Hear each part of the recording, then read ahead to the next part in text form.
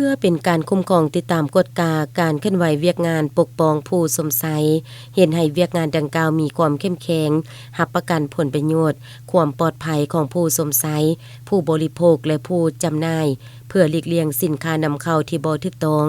ทางเป็นการสุกยูส่งเสริมให้ผู้ประกอบการจำหน่ายสินค้าใดมาตรฐานถูกต้องสอดคล้องกับระเบียบกฎหมายแนะใส่เห็นให้สังคมมีความสงบซื้อขายอย่างมีความยุติธรรมและเป็นระเบียบเรียบร้อย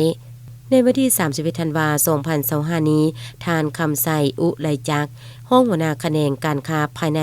แผนกอุตสาหกรรมและการค้าแขวงพร้อมด้วยพนักงานวิชาการแขนงของตนได้ลงกวดกาสินค้าประเภทต่างๆที่นำมาวางจำหน่ายอยู่จุดซื้อขายของตลาดปากสันและบรรดาร้านค้า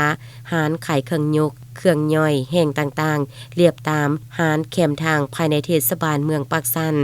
การลงติดตามกฎกาสินค้าในครั้งนี้ก็เพื่อเป็นการกฎกาโซกหาสินค้าหมดอายุเสื่อมคุณภาพสินค้าลักลอบนำเข้าบ่ถูกต้องตรวจฮอดการติดสแตมป์สินค้าราคาต่างๆให้ถูกต้องกับระเบียบกฎหมายและข้อกำหนดที่แผนกอุตสาหกรรมและการค้าแขวงได้วางไว้ทั้งนี้ก็เพื่อความเป็นระเบียบเรียบร้อยผ่านการลงติดตามกฎกาของคณะรับผิดชอบเห็นว่าผู้ประกอบการแม่นใดให้การร่วมมือต่อกับเวียกงานดังกล่าวด้วยความเอาใจใส่เป้าหมายของการกฎกาแม่นสินค้าหมดอายุเสื่อมคุณภาพไปจนแม่นมีสำเร็จรูปข้าวนมเครื่องดื่มเครื่องปรุงแต่งอาหารและอื่นๆที่เป็นอันตรายต่อกับผู้บริโภคพร้อมเดียวกันนั้นหน่วยเฉพาะกิจได้แนะนำให้ผู้ประกอบการพ่อค้าแม่ค้าที่ได้นำเอาสินค้ามาวางขายอยู่ตามแคมทางซึ่งสร้างความบ่เป็นระเบียบจงจัดสรรให้เป็นระเบียบเรียบร้อยสร้างความสะดวกให้แก่ผู้คนย่างเที่ยวตามบ้าทางเพื่อเน็ตใส่เห็นให้การไปมาของผู้คนที่เดินตามทางให้มีความสะดวกนี่พวกเราได้นำทีมงานเจ้าหน้าที่กฎกาการค้าลงกฎกาสินค้าราคาสินค้าในช่วงปีใหม่ปี2026นี้มาฮอดมื้ออื่นมื้อนี้เนาะคือว่าโดยปฏิบัติตามคิดชี้นำของ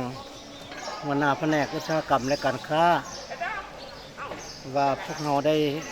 นำทีมงานมาวันนี้พวกเราจะได้กวดการาคาสินค้า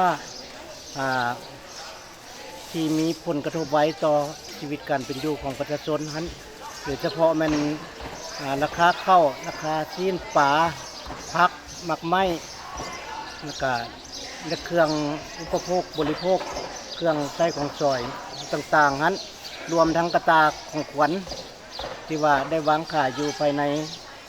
ตลาดแล้วก็ตามห้างงานต่างๆภายในเมืองปากสันของเรานี้